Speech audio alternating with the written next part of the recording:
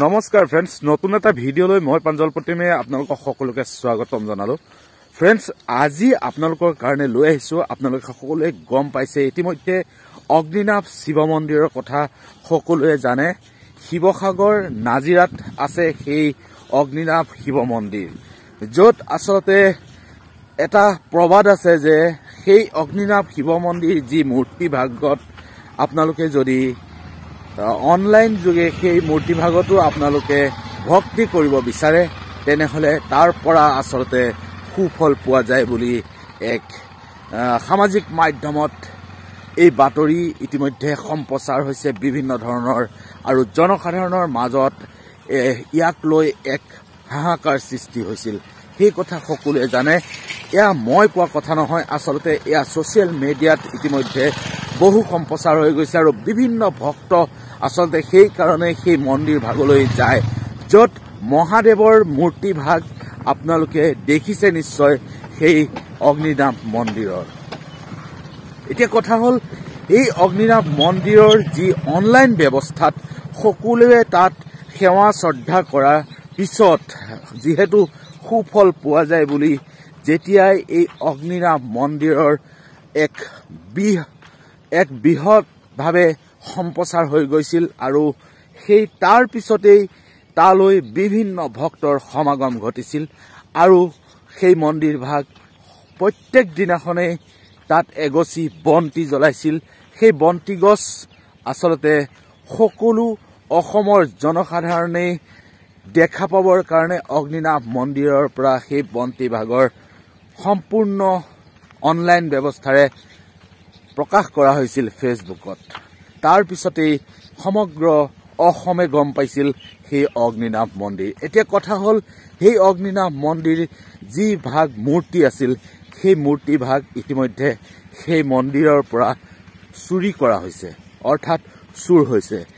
কিন্তু এতিয়া কথা হ'ল, এই চুৰজন কোন আৰু এই চুৰজনে কেনেকৈ চুৰ কৰিলে সেই মূৰ্তি ভাগ, সেয়াক লৈ এতিয়া বিভিন্নজনৰ মাজত প্ৰশ্নৰ সৃষ্টি হৈছে। আৰু সেই মন্দিৰ ভাগক যিজনে পাল পোষণ কৰি আছিল, সেই মন্দিৰ ভাগক যিগৰাকী আয়ে আচলতে সেই মূৰ্তি ভাগ চলাই আছিল বা সেই মন্দিৰ ভাগ চলাই আছিল, তেওঁৰ নিজৰ মুখেৰে আপোনালোকে শুনক আচলতে সেই মূৰ্তি ভাগ কেনেকৈ তাৰ পৰা চুৰ কৰা হ'ল আৰু কিয় চুৰ কৰা হ'ল, আৰু এতিয়া সেই মূৰ্তি ভাগক লৈ কি ব্যৱস্থা গ্ৰহণ কৰিছে সেই অগ্নিনাভ মন্দিৰৰ সমিতিৰ কৰ্তৃপক্ষই। যেতিয়া কৈছিলে চবে যে অগ্নিনাভ মন্দিৰ বন্ধ কৰিব লাগে, কিবা কিবি বহুত কৈছিলে, তেতিয়া মই এষাৰে কথা কৈছিলো যে কোনো ভক্তও যদি নাহে বাবাক মই পূজা কৰিমেই। আৰু বিগ্ৰহভাগক লৈ বিতৰ্ক হৈছিলে তেতিয়া মই কৈছিলো যে প্ৰথম শিৱলিংগ ভাগ আমি স্থাপন কৰিছিলো, আৰু এই বিগ্ৰহভাগ শিৱলিংগ ভাগ স্থাপন কৰা 2 বছৰমানৰ পিছতে মই বিগ্ৰহভাগ ৰাখিছিলোঁ। ইয়াতে শিৱৰ শক্তি আছে, একেখিনি কথাই কিন্তু যোৱাবাৰো কৈছোঁ, মই একেখিনিয়ে কৈছোঁ। ইয়াতে আছে শিৱৰ শক্তি, সেই শিৱৰ শক্তিক মই নাম দি লৈছোঁ অগ্নিনাভ। গতিকে আমি অগ্নিনাভ নামেৰে শিৱৰ শক্তিক আমি পূজা কৰোঁ, কথাটো হ'ল সেইটো। গতিকে বিগ্ৰহভাগ যেতিয়া ৰাতিপুৱা আহি পেলাই আমাৰ ইয়াত পূজাৰী কৰ্মচাৰীসকল আহি প্ৰথমতে দেখা পাই মোক গৈ কৈছেগৈ, অলপ সময় মোৰ দুখ লাগিছে, যিহেতু তেওঁক মই সৰু ল'ৰা ছোৱালীৰ নিচিনাকৈ লালন পালন কৰোঁ। নেদেখি পেলাই বহুত কান্দিলোঁ মই অলপ সময়। তাৰপিছত মোৰ মন আকৌ ষ্ট্ৰং, যে কান্দিলেও মোৰ এটাই ভাৱ যে বাবাৰ শক্তিক কোনো নিব নোৱাৰে। তো সেই ভাগ গ'ল যদি মই বেলেগ এভাগ হ'লেও স্থাপন কৰি ল'ম, কিন্তু মোৰ মনত মানে এইটো পুৰাকেই দৃঢ় বিশ্বাস যে বাবা য'তেই থাকে আহিব, মানে ওলাব, তাৰমানে মোৰ মনত এইটো দৃঢ় বিশ্বাস।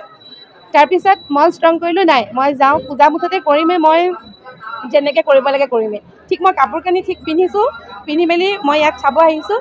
ঠিক 45 মিনিটমানৰ সময়ৰ ভিতৰত, কাৰণ তেতিয়া মই বাবাক কৈছোঁ, বাবা তুমি ইমান ৰাইজক তুমি আশীষ দিয়া, চবেই সমাধান পায়, গতিকে তোমাৰ বিগ্ৰহভাগ কেনেকৈ নিব পাৰিলে। কিন্তু তাৰ 45 মিনিটমানৰ ভিতৰত আমি খবৰ পালোঁ যে শিমলুগুৰি ষ্টেচনত তাতে ধৰা পৰিলে বুলি পেলাই।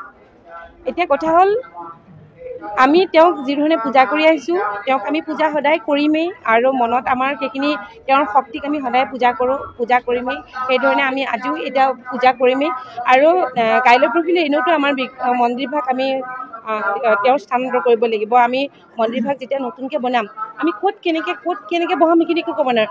প্ৰত্যেকটো কথা অগ্নিনাভ মন্দিৰৰ প্ৰতিটো কথা মই বাবাক জনাহে কৰোঁ। আৰু মই যিখিনি সিদ্ধান্ত লওঁ বা কিবা কৰ্ম এটা কৰোঁ সেই প্ৰতিটো কাম তাৰমানে মই বাবাক জনাহে কৰোঁ। আৰু যিবোৰ সিদ্ধান্ত বা যিখিনি হয় সেইখিনি মই বাবাই কৰাইছে বুলি ভাবোঁ।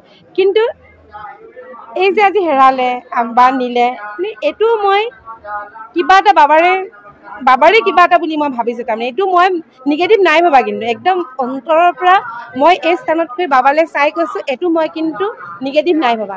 এইটো মোৰ ফালৰ পৰা তাৰমানে বাবাই কৰোৱাই কিছুমান কাম মই জানো, এইটো কিবা এটা মই পজিটিভ বুলিয়ে ভাবোঁ। তাৰমানে কিবা এটা কাৰণত বাবাই কৰাইছে। আকৌ বাবা আহিব কাইলৈ, আজি এতিয়া নাজিৰাজ থানাতে আছে, তাৰপৰা আকৌ আমাক দিব। আমি আকৌ দেওবাৰৰ পৰা আমি বাবাক দেখা পাব। আজি দিনটোৰ কাৰণে খালি নাই দেখা আৰু ভক্তসকলে। কিন্তু মই আৰু লগ পাওঁ হা, যেতিয়া গুৱাহাটীৰ উগ্ৰতাৰা মন্দিৰত যেতিয়া মা তাৰা যেতিয়া হেৰাইছিলে, মানে কোনোবাই চুৰ কৰি নিছিলে উগ্ৰতাৰা মন্দিৰত, তেতিয়া আমাৰ এই বাবাক স্থাপন কৰা বেছিদিন হোৱা নাই।